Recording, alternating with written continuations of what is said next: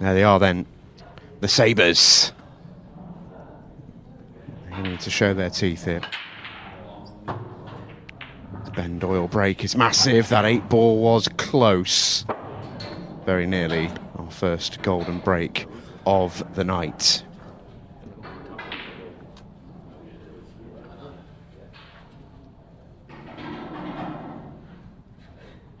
Good layout for them as well.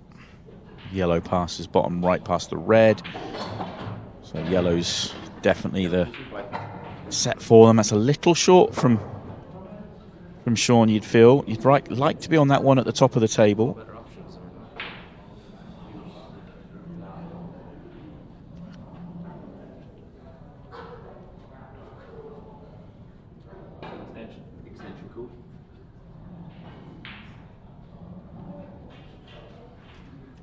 Quite a big shot early in the match.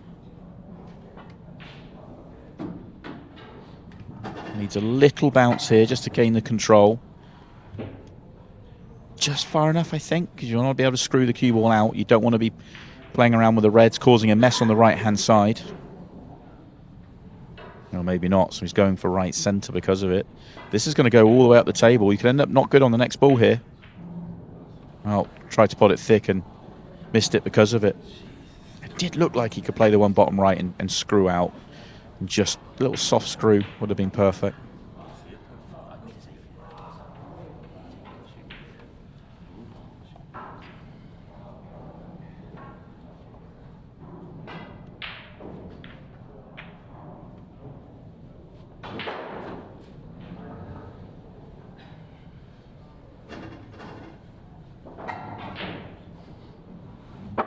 Red on the left-hand side's the big problem ball here. Could have done more with that shot as well. Could have made the pot and punched out. Just accepted it and dropped it in, leaving it thin for Theo.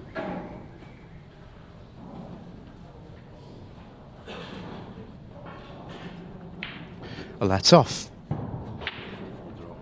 The two of Ultimate Pool's apex predators, the bear and the great white Sharky. They've got the best combined nickname, I think, for sure. Although, for some reason, bristled when I called them predators earlier on. Yeah. Mine's out the gutter.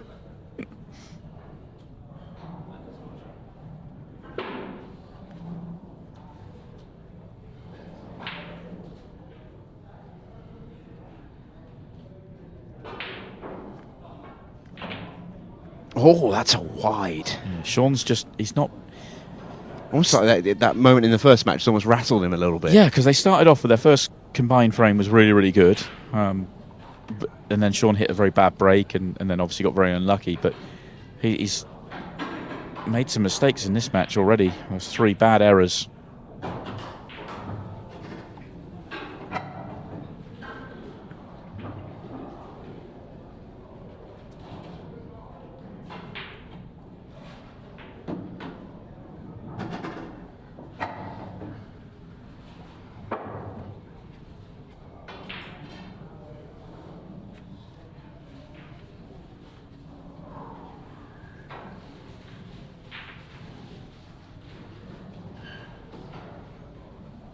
Couldn't finish much more awkward, actually. Hampered queuing, really difficult shot. Oh, at least that blocks the pocket for the yellow.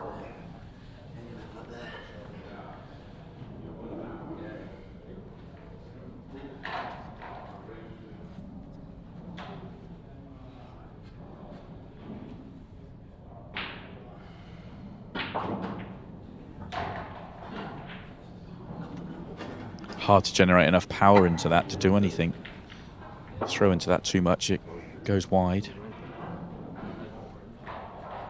It's not really opened up for them. The 2 chances they've had, the 2 earlier chances in this frame have been absolutely beautiful for them. Now they're chasing.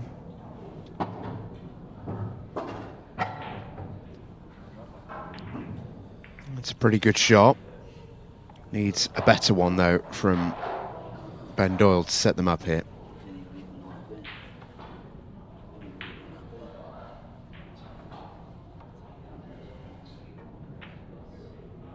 how's your pace? A little long, and he knew it, but it's all right. It's all right. Yeah, turn less though, and it's certain. Yeah. Just a cue ball they've got to be a little bit mindful of as well here. It's certainly a shot they'll fancy, but it's just how they got here which might play in the mind. He's played it beautifully. It's a very good shot from Shaun Sharkey, and you'd hope will settle him.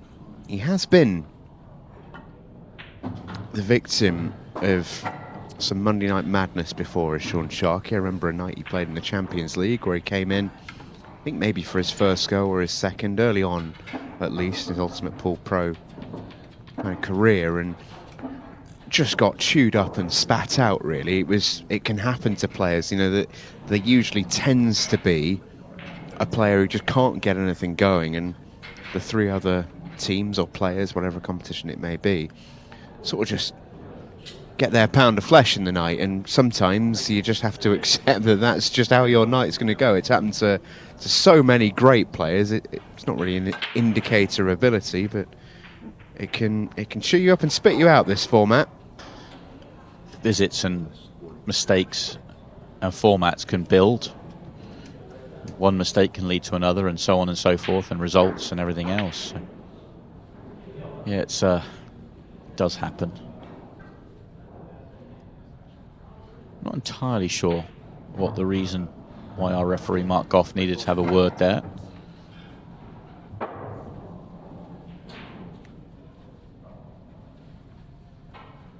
Maybe something was said and a little warning. I'm not sure. I didn't quite catch it. But anyway, it won't affect Ben Doyle out there. Yeah, Mark's one of the very best referees around. It's been nice actually to see him on the last couple of Monday nights. It was his Monday night pool debut last week. He's been around at the top level of 8-ball for a very long time. We'll see him a lot more as well. Moved to the area, actually, so he's going to be more regular on a Monday night show.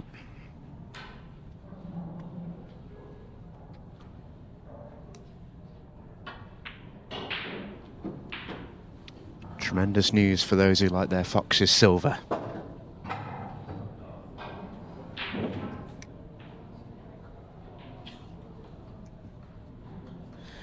He's a little short here. I'd like to have been a little further down the table to make holding easier. Yeah. It's not that one that's the problem, it's the next one. Has he got too much angle to hold now? Remember, he doesn't want to go past the straight on the next one. And then you're bringing it down towards the 8-ball. He'll go close. Might have to use the yellow. If he was to hit the yellow full in the face, is he straight enough to hold then? We'll find out. Yeah, he is. It's a really tidy little visit, this, from the Bear. And he mentioned in his interview at the start of the night, he sort of felt like in the last couple of months he's made steps, he's starting to show progress. Talked about the World Championships that were a few weeks ago. Ben had a result there which was a marquee one for him. He dumps out the Ultimate Pool #1 Tom Cousins out of the main World Championships draw. They met in the last 64, and you can, you know, have all the conversations you like about that. Two of them probably would have been in the top 16 of players at the event on paper, but there they were, last 64, and Ben got an 8-7 win. It was a tremendous victory for him, and I think probably just sort of said to him that he was tracking in the right direction, at least. I've been a big fan since I first saw him play. He's got a game, we talk about patterns and making the game look easy. When he's on, he makes the game look easy, which is a big sign of a very, very good player. He's got a great temperament, a great bottle as well. We've seen that playing for the Irish team. Still relatively young, mid-20s. Yeah, I was just about to say that, actually. Easy to forget how young Ben Doyle is, because he sort of feels like he's been around a long time. And same for Shaun Sharkey. Shaun Sharkey definitely not on the older side of the spectrum either, but Ben definitely the younger of the two. Two super youngish talents, as we see Theo Saber, another youngster at the table, 16 years of age. These tables do play quick, and I'm almost certain he wanted to be a few rolls shorter of where he's landed.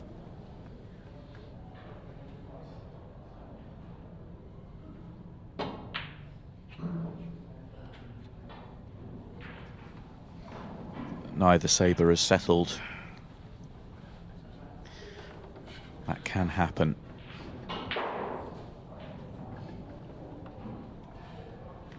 Theo hasn't left an easy return here for Shaun Sharkey.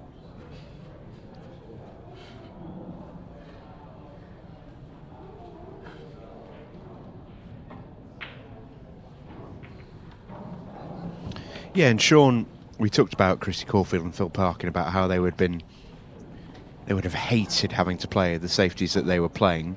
Shaun's not of that ilk. He's much more of a percentages player. Although he's definitely left a tempter. Yeah, slides in. He didn't want to leave that. It's still a tough finish from here for young Theo Saber, but there is a finish from here, which is the most important thing. Get this shot right, and it's really on. Just needed to hit that last shot that touch harder so that he could have got on the one to left centre. From there, the connections worked, but it was going to be tough from where he left himself.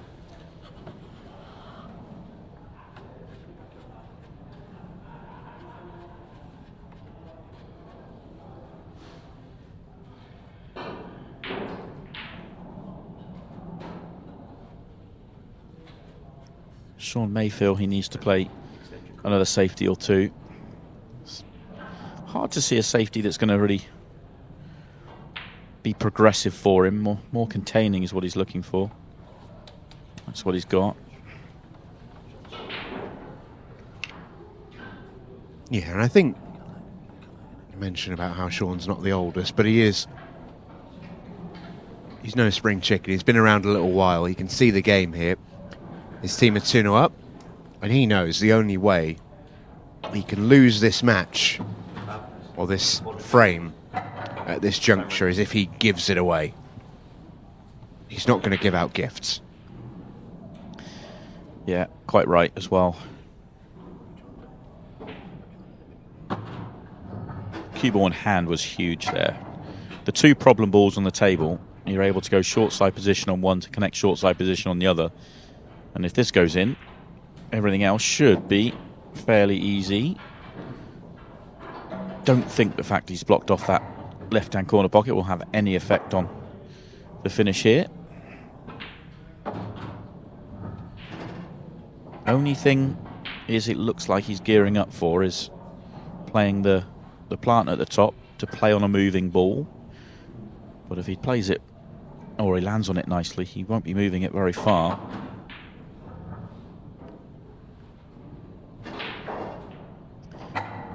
What I'd like here is being not straight on it, but being a few turns to the right of straight on it. So that when you play it, if the red does come across to the left-hand side, well, he's playing on the one closest to the pocket, it looks like. Or I suppose if he plays the plant now, it's the same thing as finishing the other side of it. The cue ball has to outrace the ball that would come away from the pocket, is what I'm sort of getting at. See how it comes away from the pocket? So leaving loads of angle, or the other way round, was guaranteeing he'd be on this ball. Yeah, I really like that. And well explained as well to Sai. Canny player is Shaun Sharkey. Canny shot. This 8-ball for a 3-0 lead, which will take us all the way down to the 5-minute mark and the pausing of the clock for the 15-second shot clock. In it goes, quick as a flash. The Irish pairing are going to be back in the night. And I think if this night continues to sort of show out the way it has, our next match is absolutely enormous. It really is, and it's enormous for the pair on your screen now as well. Because we have the underdogs, the Sabres, who have struggled, you feel if that happens in the last match as well, there's even more riding on the next game. Because you'd feel if the Malta, there's going to be a foul break here, it's going to be re-racked. Got to get the 3-point rule, and there's only 2 there. 2 balls past the centre line, no balls potted, so 2-point rule has to be re-racked. We see it again. Pretty easy one there for Mark Goff. Just going back to my point though, because the Maltese lads will play the Sabres in their final game, you know, barring the Sabres really stepping it up a level and the Maltese lads falling off, then you'd expect them to win that match. So it puts a lot on the next match, not just for Phil and Kristi, but for the 2 players out there now in Ben and Shaun.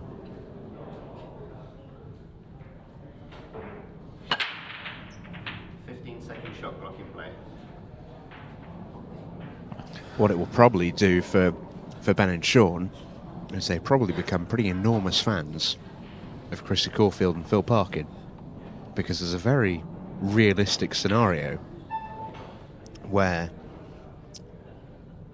Is that going to drop? No.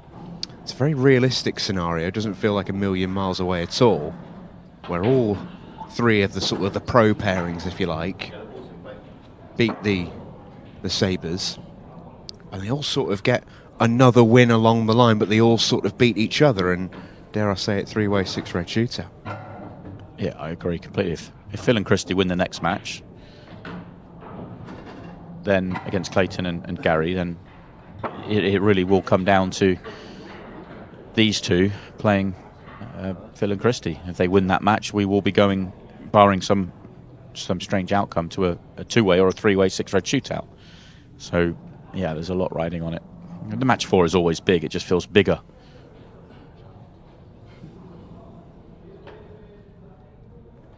Yeah, Ben just rethinking a couple of times.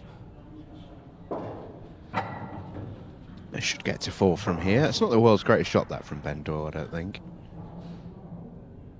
Don't think it will make a huge amount of difference. Shaun pumps in the double. Thought he might swing that one round. Really surprised, but not quite got the cannon he was looking for. Oh, it goes the other way around. Goes to bottom left, that helps.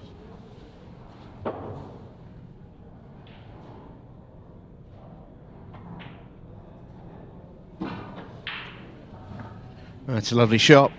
And this 8-ball for a 4-0 win for the Irish duo. Ben Doyle fires it in, and him and Shaun Sharkey are very much still alive. A must-win match, and they have won it.